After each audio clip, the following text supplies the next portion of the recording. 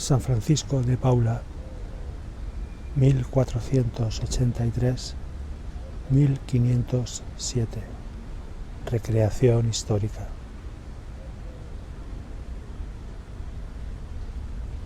Canta tu entrada y tu salida, o tu comienzo y tu final.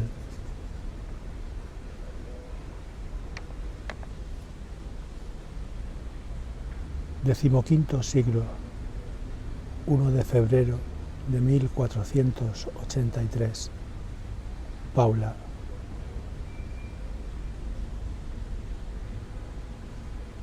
Aquella fue la última visita. Un gran número de nobles y soldados se agolpaban a la entrada de la gruta. La comitiva se apeó de sus caballos y Francisco salió a recibirles. Parecía contrariado o quizás algo nervioso. Un caballero se adelantó y saludándole entró en la cueva sin más. Sus ropas estaban empapadas y le temblaban las manos. Se quitó los guantes y se acercó a la hoguera que había en el suelo de la entrada. Los hermanos Bernardino de Copralati, Juan Cadurio de la Roca y Nicolás d'Alessio, sobrino de Francisco, salieron al exterior discretamente y, asustados, esperaron junto al séquito mientras les ofrecían agua y algunas manzanas. Es expreso deseo del Papa Sixto IV, del rey de Nápoles y del rey de Francia, dijo el jinete.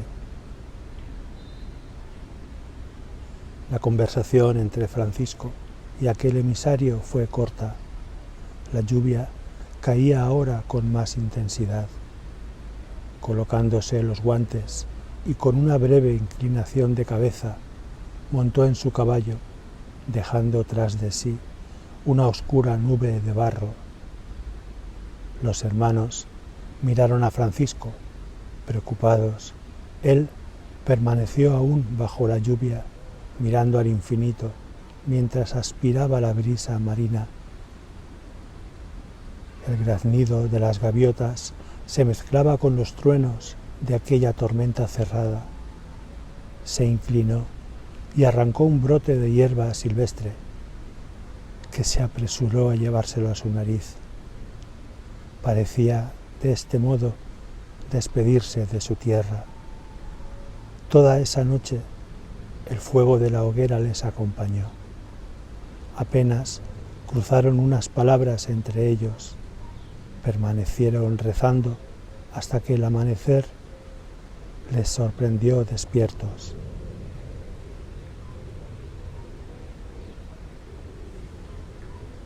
«2 de febrero de 1483, Nápoles. Emprendieron viaje rumbo a Francia esa misma madrugada. Su único equipaje, una cruz de madera y los callados.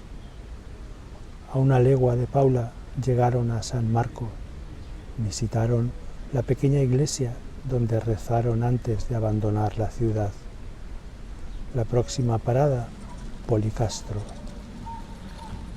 Durante ese trayecto, cerca de la costa, los cormoranes les observaban recortando sus alas negras extendidas el azul intenso del cielo. La mar, gruesa y plateada, y el perfume de los limoneros fueron su compañía y distracción. Cerca de los acantilados se sentían más seguros, quizás por la similitud del paisaje con el de Paula. Las matas de genista y las cepas ya sin racimos les seguían acompañando camino de Salerno, más hacia el interior, desde allí hasta Nocera, San Severino y de nuevo, buscando la costa, a Nápoles. La entrada a esta ciudad no fue del agrado de Francisco ni de los hermanos. La gente salió a recibirles aclamándoles. Ellos No entendían el porqué de aquel griterío tan alejado de los propósitos y vida de aquellos frailes tan humildes. De entre la multitud apareció la Guardia Real y rodeándoles con sus lanzas para protegerles del gentío, les condujo hasta el interior del palacio, donde les esperaba el rey de Nápoles, Fernando I.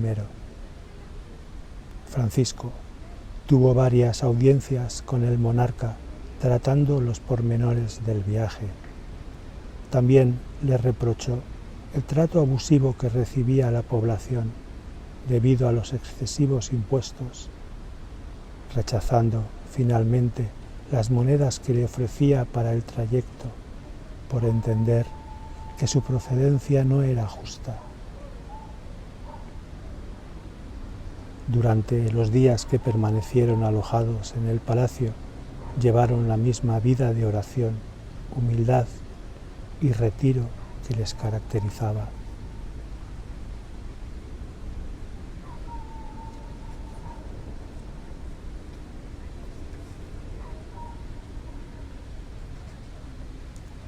...1 de marzo de 1483...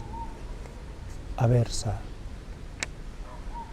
Amaneció y discretamente reemprendieron el camino. Calles solitarias y oscuras les acompañaron hasta salir de la ciudad en silencio. El frío les animaba a acelerar el paso y entre oraciones, poco a poco, les fue rodeando la vegetación camino a Aversa. Apareció en el paisaje, despuntando el sol, un inmenso olivar, donde Francisco, acercándose, arrancó cuidadosamente una ramita de este árbol y la sostuvo entre sus manos gran parte del camino, sujetándola a veces con el cíngulo de su sayal. Después de varias paradas buscando siempre el cobijo en los bosques de hayas y encinas, llegaron a Carigliano. El viento de tramontana esparcía aromas de orégano por aquellos paisajes encantados y silenciosos. En las arenas doradas y húmedas por las indecisas olas se reflejaba el cobrizo intenso de aquel atardecer, de nuevo en la costa. Allí encontraron una gruta protegida por plantas balsámicas. Despejaron la entrada de piedras, haciendo rodar hacia un lado las más grandes. Desde su situación pudieron ver cómo a lo lejos un carro tirado por 2 caballos y custodiado por 3 soldados pasaba a gran velocidad. La carga que transportaba iba cubierta por una gran lona rojiza y polvorienta. Hicieron fuego y dejaron que el violeta intenso del amanecer con su luz les iluminara un día más el camino. Las ciudades de Fondi y Velletri les separaban de Roma, donde eran esperados por el Papa Sixto IV.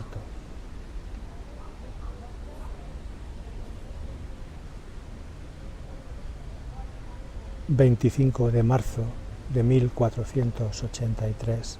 Roma. Impresionados por la colosal ciudad de Roma y fatigados, fueron recibidos por varios cardenales y por el Papa Sixto IV. Atrás quedaron los angostos desfiladeros que sobrevolaban las Azores, siempre vigilantes. Ahora la misión parecía tomar más relevancia, así como la magnitud del encargo. El Papa, durante la conversación con Francisco, le animó a colaborar en favor de la Santa Sede desde Francia y se interesó por los pequeños detalles de su joven congregación. Fueron 8 días de largas entrevistas. Recibió instrucciones precisas sobre su labor. Francisco asentía con la cabeza y miraba a los hermanos para que tampoco perdieran detalle. El Papa ordenó que se les escoltase hasta el puerto de Ostia. Nada pudo hacer Francisco para impedirlo. Al parecer, las calles de Roma no eran demasiado seguras. Ya en el puerto esperaron a que un mercante procedente de Asia, cargado de especias, seda y tintes, les permitiese subir a bordo. La navegación tampoco era segura en el Mediterráneo y el trayecto hasta la ciudad de Génova estaba plagado de piratas y malhechores. De la bodega de aquel barco emanaban vapores con olor a moho que con la fina lluvia parecían esparcirse más por la cubierta. Todo era nuevo y desconocido. Sentado sobre unas desgastadas poleas de madera, se protegían con el extremo de una vela a medio izar. Allí rezaron en silencio, viendo cómo aquella enorme nave rompía con la quilla el cristal plomizo de aquellas aguas, salpicadas por la intensa lluvia.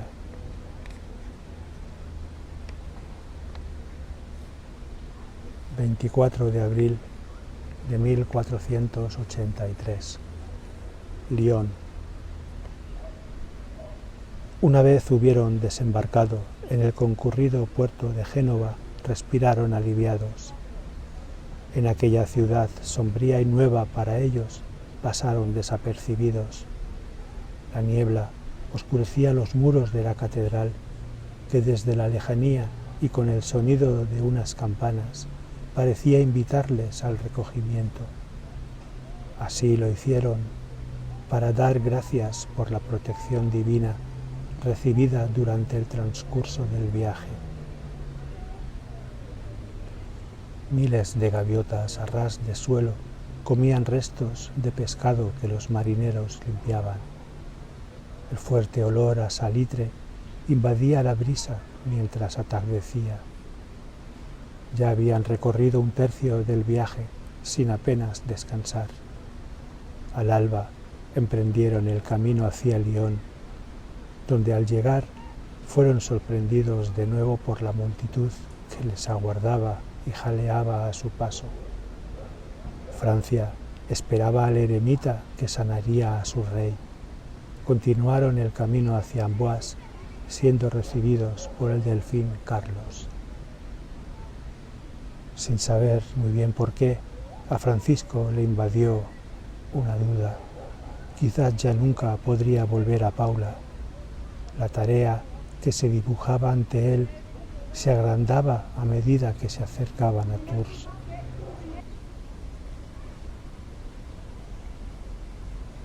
...3 de mayo de 1483... Tours, Francia. En el castillo de Plessis solo le fue permitida la entrada a los aposentos del rey Luis XI a Francisco. Los hermanos se quedaron en una sala situada en la planta inferior, contemplando cómo cientos de personas, trabajadores del castillo, transportaban carros con sedas que al parecer manufacturaban allí mismo. Distraídos por el ir y venir de tanta gente, no vieron cómo el rey, desde su alcoba, apartando la gruesa cortina del ventanal, contemplaba los jardines con los ojos llenos de lágrimas. Francisco, a su espalda, entristecido, rezaba por el alma del monarca. Un joven del servicio les llamó y les condujo hasta la cocina. Allí les ofreció tisana caliente y algo de pan, mientras que un puchero de grandes dimensiones sobre el fuego salpicaba un caldo oloroso. Las personas allí reunidas no se atrevían a preguntar, pero estaban inquietas. El hermano Nicolás, consciente de aquella tensa situación, les quiso tranquilizar hablándoles de Francisco y de los milagros que había obrado, de su caridad y humildad, de su amor a Dios, a Cristo crucificado y a la Virgen. Fue una niña de apenas 11 años, quien le preguntó a Fray Nicolás si Francisco iba a curar al rey de Francia. Este, poniendo su dedo índice sobre la frente de la niña, le pidió que rogara por todas las personas enfermas y necesitadas. Acto seguido, ella dio media vuelta y se apresuró a correr a los brazos de su madre, que la miraba sonriente.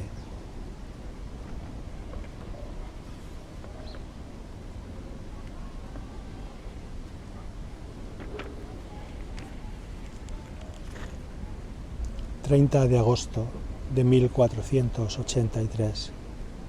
Plessis de Tours. Tras la muerte del rey y por voluntad de éste, Francisco y sus hermanos permanecieron en el castillo. Trabajaban la tierra y recibían una pequeña asignación.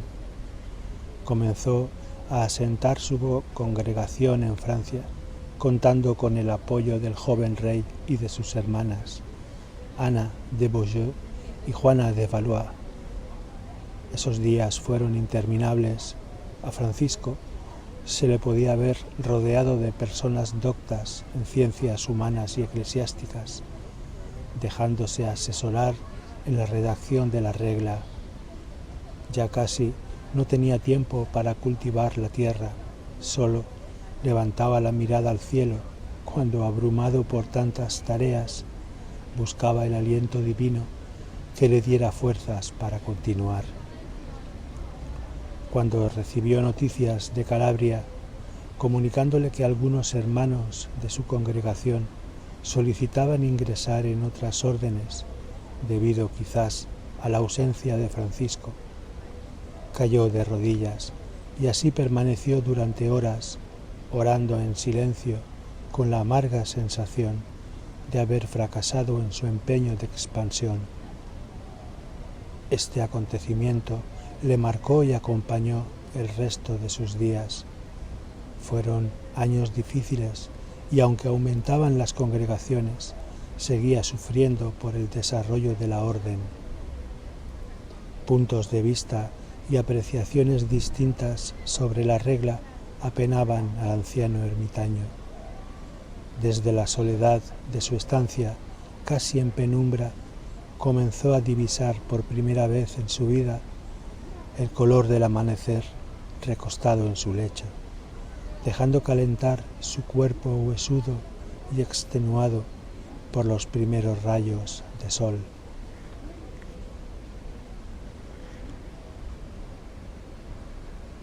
XVI siglo, 2 de abril de 1507, Tours, Francia. Fue entre 1493 y 1506 cuando se aprobaron varias redacciones de la regla. Francisco, a pesar de su delicada salud, pudo sonreír por fin. También le llegaron noticias de cómo la orden se extendía a España y Bohemia. Durante los últimos meses de su vida apenas dejaba que nadie le cuidase. Caldos y oración eran su único alimento, y aunque siempre recibía visitas de los hermanos, que ya eran numerosos, prefería dedicar su tiempo a pedir perdón por los pecados que hubiera podido cometer durante su larga vida. La última noche apenas tomó nada. Su tos era seca y débil. Un hermano le acercó una pequeña cuchara de madera con miel caliente. Él humedeció sus labios con aquel líquido y, dando gracias, apoyó de nuevo su cabeza sobre la dura madera. En el alféizar de la ventana descansaba también una pequeña cruz junto a una seca ramita de olivo. Su respiración se hizo más pesada y lenta al clarear. Hacia las 12 del mediodía de aquel viernes, Francisco expiró rodeado por los hermanos de su congregación, dejando un magnífico legado de sabiduría encerrado en la regla y un ejemplo de caridad y perseverancia en toda su trayectoria.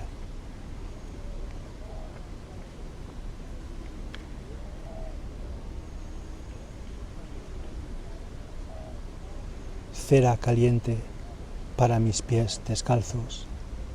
En la procesión de la corriente arrastra serpientes sin ojos porque hay duelo. Balcones sin geranios miran la catarata. Es gente en la ventana y la terraza. Sopla el levante y se derrama entre calles llenas sin estrellas en lo alto.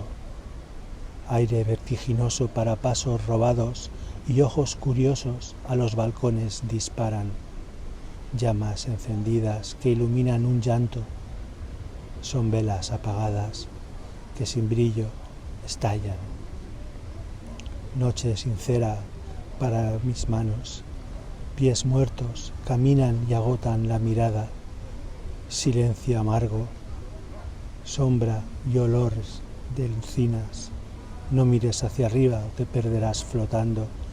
Es tan solo el viento generoso en su fracaso quien levanta las pestañas de los nardos y decolora las rosas que acaban llorando, volando, imaginando. No existen miradores, tan solo brisa, cera y un paso. Con la mirada en el azabache de la tarde, tu pensamiento se va. No mires los luceros, ellos ocultan un silencio. En el interior de los huecos que traspasaron, verás que al fin la noche se ilumina y que el oscuro no era más que un llanto. No hay noche sin estrellas, sigue soñando.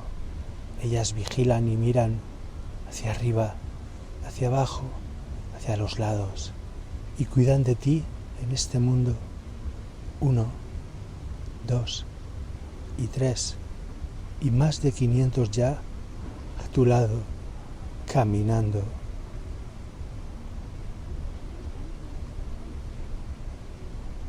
Paco Ferrer, miembro Orden Mínima Seglar.